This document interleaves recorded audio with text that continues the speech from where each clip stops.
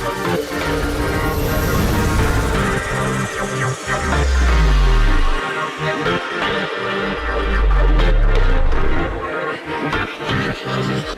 time, storyteller aku hari ini seorang artis yang dari awal banget karya berada di MD. Aku kenal dia dari umur 14 tahun sampai sekarang pastinya tetap humble, tetap nice, tetap good dalam segala hal. Siapakah dia? Denira. Hai. Hai Kak Sanjay. Apa kabar? Baik, I'm good. Thank you Senang Dek, banget. sudah datang Yes. jauh-jauh.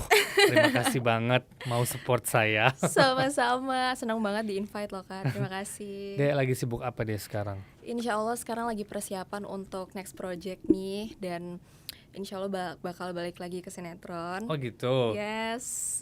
Tapi Finally. insya Allah semoga semuanya lancar. Habis lebaran. Iya, habis rencananya. lebaran sih rencananya. Karir kamu pertama, Dek. Itu kan kamu pertama masuk MD. Debut kamu masuk MD itu umur 14. Iya, umur 13-14. 13-14. Apa yang membuat kamu mau masuk ke dunia entertain? Awalnya itu sejujurnya ya, ini aku jarang cerita ke mana-mana nih Kak, cuma di podcast Kak Sanjay aja nih. Jadi awalnya itu dulu kan aku gemuk banget Kak, aku overweight. Jadi aku sama sekali nggak ada keinginan awalnya untuk masuk ke dunia entertain karena aku pertama aku nggak punya percaya diri, dan kedua aku juga link aku juga nggak ada. Mama juga dulu mama penyanyi juga, cuman aku nggak ada kepikiran untuk masuk situ, dan dulu juga aku sempat jadi korban bully gitu. Dan setelah itu aku turun berat badan karena satu dan lain hal. Setelah itu aku diajakin mama untuk kayak ikut lomba yuk, kita modeling gitu, cuman catwalk gitu doang. Terus aku bilang enggak deh mah, aku nggak pede dan aku juga nggak ada skill di permodelingan dan segala macamnya gitu. Sampai akhirnya kita coba daftar, itu kalau nggak salah Hamin 5 deh. Hamin 5 aku daftar ke modeling itu, perlombaan, terus bikin baju segala macem. Baju tuh bikin 2 kalau nggak salah. Terus belum ada desainer, belum ada stylish dan lain-lain gitu. Bener-bener aku sama mama baru yang kayak mulai dari awal. Terus udah gitu daftarlah. Setelah itu kayak aku dengan kepedean aku yang masih nol, terus kita belajar catwalk, aku belajar cara ngomong, memperkenalkan diri gimana, terus cara jalannya kayak gimana, sampai aku pertama kali itu pakai heels di momen itu. Oh gitu. Pakai heels gitu karena itu umur 14 tahun aku bener-bener yang kayak baru membuka diri untuk kayak dunia luar gitu loh Kak. Kayak misalkan modeling, ketemu sama orang banyak gitu. Sampai akhirnya udah tuh hari H, terus udah gitu aku pengennya sih juara 3, juara 2 itu nggak dapat. Karena kayak menurut aku ini semua di samping aku tuh udah senior semua, dan itu udah berpengalaman, udah yang kayak model yang tinggi-tinggi itu kayak yang bener-bener udah badannya udah profesional banget gitu. Dan sampai akhirnya juara 3, aku nggak menang. Juara 2 nggak menang juga. Ya udah deh, aku bilang yang penting pengalaman aja. Sampai akhirnya juara 1 kayak aku ditarik. Jadi aku pakai nomor gitu di sini, terus kayak ditarik Denira gitu, nomor kalau nggak salah aku nomor 37 atau 07 gitu. Aku ditarik, terus aku kayak itu aku shaking banget sampai aku nggak tahu mau ngapain gitu, karena ternyata aku juara 1 di situ. Dari situ aku udah kayak terima kasih Tuhan, itu emang benar-benar mukjizat dari Tuhan banget untuk ngerubah jalan aku untuk kedepannya gitu. Kalau misalkan nggak ada momen kayak gitu, mungkin aku belum mempunyai kepercayaan diri seperti ini sekarang. Terus aku juga gak punya pengalaman hidup yang luar biasa gitu kan. Dan akhirnya dari situ aku mulai deh masuk sama KMD. Dan waktu itu aku inget banget sama Mas Iman sih. Awalnya kamu datang ke MD itu keinginan kamu sendiri untuk casting atau gimana? Awalnya itu emang aku mau. Jadi awalnya kan emang nggak ada pede sama sekali dong Kak. Maksudnya aku nggak ngerti entertain tuh bagaimana gitu.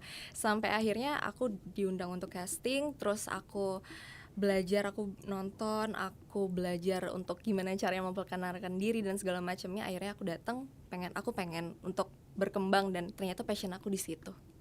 Dan gitu. langsung kamu dapat. Yes, langsung alhamdulillah. Judul pertama kamu apa, ingat nggak? Badai deh kalau nggak salah. Badai ya. Sama Kak Anggika. Angga dan Adli ya? Iya, cuman itu bukan belum peran yang ini karena aku masih belajar Iya, kan. Jadi aku kayak baru satu episodean gitu. Dan aku kayak itu juga udah deg-degan banget Nah, dulu. gimana tuh awalnya? Kamu kan basicnya no acting. Mm-mm. Begitu kamu masuk, apa yang kamu tadi bilang, ketemu Anggika, ketemu Adli, Virus, ada rasa ketakutan, rasa canggung, rasa nervous, semuanya?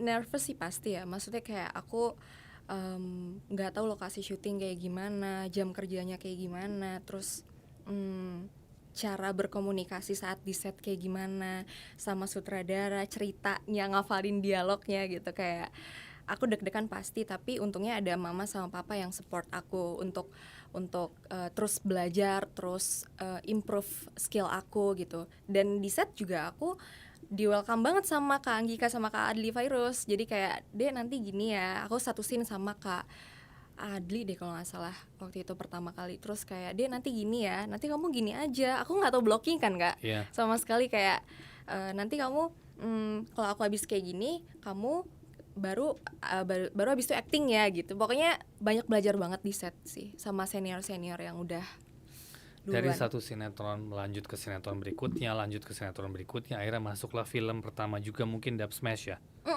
Film pertama. Nah, aku. pengalaman kamu dari sinetron terus kamu mencoba film itu seperti apa? Waktu film Dub Smash itu kan aku film pertama dan aku nggak tahu belum ada pengalaman kan Kak. Iya. Tapi aku udah banyak nonton film, belajar dari pengalaman teman-teman yang udah duluan ke film juga, dan itu aku senang bisa dapat kesempatan untuk main di film karena di sisi lain juga aku pengen berkembang juga di industri perfilman ini gitu kan. Pengen berkembang juga, pengen coba karya-karya lainnya, pengen karakter lainnya, dan such a good experience untuk aku sih. Ada perbedaan nggak antara film dan sinetron? Perbedaan pasti. Dari ya. agak sedikit. Waktu itu kan aku terakhir dari Dub Smash itu Duyung yang kedua. Yes. Dan aku jadi antagonis waktu itu. Terus itu sekitar 6 bulanan itu aku kan dialognya kenceng, terus udah gitu cara actingnya juga beda gitu. Pas masuk ke Dub Smash gitu masih ke bawah-bawah acting yang kayak marah-marah, terus ke bawah-bawah acting yang sinetron banget gitu. Dan di situ aku kayak, oh ternyata di film ini seperti ini, di sinetron seperti ini. Jadi aku mulai bisa membedakan cara berakting, cara memasukkan karakternya seperti apa gitu sih. Terus masuk ke beberapa judul berikutnya, sampai masuklah ke film horor. Yes. Debut film horor kamu apa sih pertama? Pertama Rasuk deh. Itu pertama? Itu pertama deh. Nah, pasti kan berbedakan antara drama dan horor. Selama kamu stripping dan ataupun series tuh pasti drama. Dub Smash juga kategorinya drama teen. Masuklah ke Rasuk yang horor. Iya. Itu gimana kesannya? Kesannya aku dulu sering nonton film horor. Terus udah gitu waktu itu kan pertama kali sama Kak Sandy Aulia. Ya. Terus aku di situ kayak wah, sama Kak Sandy Aulia aku senang banget nih bisa dapat experience baru. Terus udah gitu pengalaman baru juga, dan ketemu sama orang-orang baru, sama Mas Ubay juga sutradaranya. Yeah. Dan di situ nggak tahu ya, aku kayak udah masuk aja jiwa aku ke judul Rasuk itu kemarin, film Rasuk itu. Dan ngerasa kayak wah aku suka nih ceritanya, teman-temannya juga kan, terus lokasinya dan ceritanya memang membantu aku untuk bisa nge-explore acting aku sih gitu. Kamu orang yang penakut apa enggak? Jujur sebetulnya penakut. Dengan horor dan segala macam. Penakut Kak, penakut. Aku justru nonton film horor itu nggak pernah sendiri. Maksudnya kayak kalau misalkan sendiri pun aku lampu dinyalain semua. Aku nggak pernah kayak sendiri terus aku nonton, nggak pernah. Tapi nggak tahu kenapa pas syuting film horor aku tuh kayak bisa menutupi itu semua gitu loh. Jadi nggak pernah kebawa takut gitu. Mungkin kalau misalkan sekarang, dulu sih nggak pernah kebawa takut. Mungkin kalau sekarang nggak tahu deh kayak gimana. Tapi kan kamu sempat syuting beberapa film horor. Apa yang membuat kamu mengambil, oke, next horornya gue ambil nih. Ceritanya. Cerita sama pengalaman ya Kak. Maksudnya aku juga pengen kalau ceritanya bagus, pengalaman aku pengen banyak juga. Jadi pasti kan di judul sebelumnya mungkin ada kekurangan dari segi acting, dari segi pendalaman karakter dan lain-lain gitu. Dan aku pengen di next projectnya itu aku bisa membetulkan hal yang belum pernah aku lakukan di sebelumnya gitu. Jadi aku rasa kalau misalkan walaupun sama-sama horor tapi ceritanya beda, dan aku rasa juga pasti pembawaan aku juga berbeda di judul setelahnya gitu. Terus ada info nih, kamu tuh nggak makan nasi udah 5 tahun. Yes. Kenapa tuh kamu bisa decided untuk nggak makan nasi? Karena apa tadi concern yang kamu bilang kamu takut dengan berat badan dan segala macam? Aku tuh nggak makan nasi karena aku tuh berat badannya gampang naik, Kak. Jadi kalau misalkan aku makan nasi, kalau ngelos gitu aku pasti kayak naiknya 2 kilo, 3 kilo, dan itu aku kelihatan banget di badan aku. Tipe badan aku kayak gitu. Jadi aku pernah konsul juga sama ahli gizi dan katanya ya udah makan nasi merah aja atau enggak sayur-sayuran gitu. Tapi nasi merah masih makan? Nasi merah masih makan, nasi putih sama sekali enggak. Sampai sekarang? Sampai sekarang. Sekarang kalau ada misalnya there is no option, nggak ada pilihan nih, cuma ada nasi putih, nggak kamu sentuh?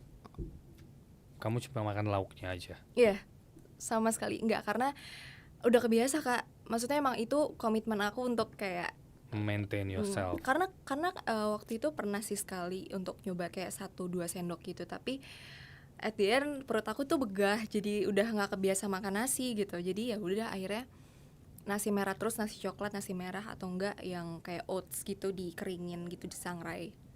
Nah kalau syuting itu kan susah kan, sometimes kamu mendapatkan makanan apa yang disediakan.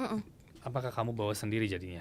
Aku bawa sendiri jadi Selalu? Selalu. Jadi kalau misalkan syuting, waktu itu syuting film di Solo gitu, aku bawa rice cooker sendiri terus bawa nasi merah gitu. Jadi aku juga nggak bakal ngeberatin tim gitu, tapi aku ya udah, aku tanggung jawab aku, jadi aku bawa rice cooker terus aku bawa nasi sendiri, dan ya udah itu jadi komitmen aku sendiri gitu. Yang lain juga pada kayak, Denira nggak makan nasi, makan aja, itu kan buat tenaga dan lain-lain. Aku bilang nggak apa-apa, aku bisa kok, I'm good, aku makan nasi merah gitu. Kan nggak enak deh rasanya. Kalau aku sih nggak bisa ya. One day nasi putih harus kalau aku. Iya sih. Sekali dalam iya sehari. Aku bener-bener dari pagi sampai malam aku bener-bener nasi merah. Aku yoyo banget, Kak, berat badannya soalnya. Oh gitu ya? Yoyo, aku tipe badan yang yoyo. Maksudnya even aku udah olahraga, udah Muay Thai, Pilates dan lain-lain, tapi tetap aku yoyo. Aku golongan darahnya O kan. Jadi kayak gampang naik, gampang turun. Aku misalkan seminggu bisa turun 1-2 kilo. Oh bisa? Bisa. Jadi kalau ada target bisa kamu lakukan itu bisa ya? Banget. Jadi kayak aku udah menemukan kuncinya nih. Gitu. Kehidupan kamu selama pandemi ini ya, maksudnya kan banyak ups and downs pastinya. Sempat nggak ada pekerjaan beberapa bulan. Apa aja yang kamu lakukan? Waktu pandemi itu kan di rumah terus, dan itu sempat kaget, kayak biasanya ada kegiatan dari Senin sampai Sabtu atau Minggu, terus tiba-tiba nggak ada kegiatan dan di rumah aja, work from home. Dan gak ketemu banyak orang. Dari yang tadinya kita atraktif banget gitu, terus kayak sempat pusing juga, Kak. Maksudnya kayak gak ketemu orang kan. Betul. Gak bisa ngobrol, even kalau misalkan telepon juga beda kan, energinya juga beda gitu. Tapi untungnya aku kuliah juga, terus udah gitu aku ada beberapa endorse dari rumah. Jadi seenggaknya ada kegiatan yang aku bisa lakukan, baca buku, dan ya paling itu sih kuliah yang benar-benar ngebantu aku banget. Ya karena dunia entertain kita kan berhubungan banyak dengan banyak orang. Bener. Selalu ya. Dengan adanya pandemi ini kita semua lebih membatasi pastinya kan. Jadi emang lumayan buat aku juga shocking sih. Yang tadinya hanging sana, hanging around, karena apalagi saya kan butuh banget sosialisasi. Dan sekarang penuh dengan ketakutan jujur aja, tapi ya hopefully soon overcome ya. Nah semoga. Kedepannya nih kamu punya project-project apa mungkin yang belum kamu kerjakan, yang pengen kamu kerjakan? Aku ada film aku horor juga yang belum tayang. Itu sekitar udah setahunan lebihan deh kayaknya belum tayang juga, karena kendalanya bioskop belum buka juga. Terus udah gitu sekarang insya Allah aku mau balik ke stripping lagi, dan semoga lancar deh gitu. Didoain deh. Segmen yang seru nih, cinta dan keluarga. Aku minum dulu deh kalau masalah cinta. Kamu tuh perempuan yang gimana sih, Dek? Aku? Dalam hal apa? Secara personal? Secara personal? Sejujurnya aku introvert. Aku introvert dan susah untuk nyambung sama orang baru. Terus aku bukan tipe yang kayak membuka obrolan gitu loh Kak. Jadi kalau sama orang baru mungkin dibilangnya kayak, "Dek, kok itu susah banget nyambung sama orang." Padahal emang aku tipenya tuh yang kalau ketemu orang baru tuh diem dan nggak tahu mau ngomong apa gitu. Jadi introvert sih. Cuman kalau misalkan udah nyaman aku bisa Bisa extrovert. santai. Yes. Bagaimana Gitu. kamu memandang cinta? Dalam ya. Wow. Berat ya, berat ya. Berat ya. Ini Hello Story ini ya. Agak berat ya pertanyaannya, harus bijak apa enggak nih Kak? Terserah bebas. Memandang cinta itu nggak harus pasangan kan, maksudnya Iya. kayak di sekitar kita juga kalau misalkan ketemu sama orang-orang yang nyaman, yang bisa membawa energi positif sama kita juga, itu pastikan juga dia memberikan cinta untuk kita gitu. Lingkungan Kalau ya. dan kalau aku sih yang penting bisa berdampak positif dan kita mau berkembang bareng ya kalau untuk segi pasangan dan Pasangan. love life gitu. Punya target gak dalam urusan percintaan kamu? Enggak sih. Sekarang umur berapa, Dek? 21. Oh, masih muda. Masih muda. Masih panjang Iya. karirnya. Udah punya pacar belum? Wow. Dalam ya. Ada mama nih di sini. Gimana ya? Ya saling support ada dan saling mau berkembang bareng sih Kak. Gitu. Dari keluarga gimana nih, Dek, kalau urusan percintaan? Apakah ada restriction dari mama nih? Nggak Wow. boleh gini, nggak boleh gini, nggak boleh gini, harus yang begini. Ada nggak? Atau mama memberikan kebebasan karena kamu masih muda? You need to explore. Kamu harus bertemu banyak orang untuk lebih mengenal. Biasanya kan Yes. seperti itu. Apakah ada banyak do and don'ts-nya dari keluarga? Pasti, seorang ibu pasti loh Iya. memprotek anaknya. Tapi Yes. menurut kamu itu baik atau gimana? Aku anak tunggal, Iya. jadi pasti do and don'ts-nya ada juga gitu. Betul. Tapi emang kemauan aku juga gitu. Kalau misalkan masalah pasangan sih sejauh ini nggak ribet ya, maksudnya aku masih muda juga, jadi aku tahu mungkin apa yang aku butuhkan untuk di masa depan dan santai-santai aja sih sejauh ini. Cuman aku tahu emang kedepannya aku butuh yang seperti apa sih gitu. Kalau mama sih santai aja sih, Lumayan santai ya? lumayan santai sih. Cuman ya do and don'ts-nya pasti udah satu pemikiran lah sama aku kurang lebihnya. Kan Gitu. sekarang banyak nih mungkin anak lah yang udah cinta tuh kan lupa dengan semuanya, nggak mikirin keluarga, nggak mikirin lingkungan, ya pokoknya gue suka, that's it. Banyak lah, maksudnya bukan cuma di dunia entertain ya, in real life. Yes. Itu banyak. What do you think dengan hal seperti itu? Um, Apalagi kamu anak tunggal loh, maksudnya Iya. kan kamu lebih mungkin you have only you and your parents. Yes. Yes kan? Aku menurut aku balik lagi ke orangnya masing-masing sih Kak. Kalau aku sih keluarga berarti banget untuk aku ya, apalagi kan aku juga karir aku, pendidikan aku juga kan di supportnya sama mama. Mungkin kalau aku punya adik mungkin dekatnya sama adik, Iya. cerita everything sama mama, karena daily life-nya sama mama gitu Betul. kan. Maksudnya kayak diantar di syuting dan semuanya sih sama mama gitu. Kalau aku pribadi sih mungkin aku akan gimana ya, mama, orang tua itu pasti nggak mau anaknya tuh kenapa-kenapa. Betul, Mau yang setuju. terbaik, pokoknya itu udah absolut banget deh yang terbaik. Dan aku juga pasti kan juga mau sesuatu yang lebih baik daripada yang sebelumnya atau yang sekarang gitu kan. Jadi kalau misalkan masalah lebih cinta daripada sama keluarganya atau gimana, mungkin itu pilihan yang terbaik untuk dia, Iya. untuk versi dia gitu. Betul. Kalau aku sih mungkin akan keluarga pertama, itu karena dari kecil memang sama mama sama papa gitu. Jadi kalau misalkan ada pasangan pun aku pasti discuss juga sama mama sama papa dan orang-orang terdekat aku gitu. Sometimes keputusan aku kan juga ada labilnya atau Yes. ada kayak umur segini masih kayak cuman mau Ikutin seneng. hati ya, Bo. Ikutin Kayak hati. aku sometimes Nggak mungkin mikirin lingkungan yes, kan. dan Itu mah ke that's why. depannya Iya. gitu. Jadi aku pasti discuss dulu apapun pekerjaan, terus pendidikan sama love life juga aku pasti discuss. Kalau misalkan ada hal-hal yang nggak cocok di aku juga discuss juga gitu. Akhirnya ketemu di tengah. Jadi nggak tarik-tarikan gitu loh Iya, Kak. Maksudnya betul. nggak ngikutin mama atau ngikutin aku gitu, nggak juga. Jadi ya yang terbaik aja lah gitu.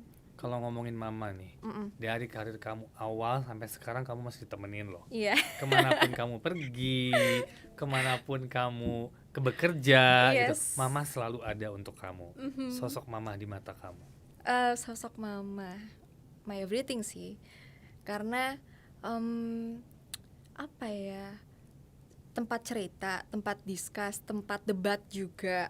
Hal-hal yang kayak harusnya nggak gini nih, harusnya gini, tapi enggak deh, kamu mendingan kayak gini gitu. Itu debat juga jadi asik juga, seru juga. Jadi everything sih Kak, apa ya, ya apa namanya, tempat debat, tempat semuanya gitu. Karena kan emang kalau di lokasi mungkin mama ngedrop doang, abis itu tinggal. Tapi kan setiap harinya kan kayak emang Ada komunikasi dan bertemu. selalu support. Aku juga tinggal sama mama Mama juga. Jadi ya. dari A sampai Z mama tahu, dan perkembangan aku secara emosional, secara psikis dan fisik juga mama tahu gitu. Gitu sih. Ada nggak sometimes aku pengen sendiri nih, aku bosen. Ada. Ada Nah, pasti. to overcome itu seperti apa? Aku percaya pasti kayak remaja atau yang menuju dewasa itu kan pasti ada butuh ruang space gitu kan Kak. Tuh, Maksudnya setuju.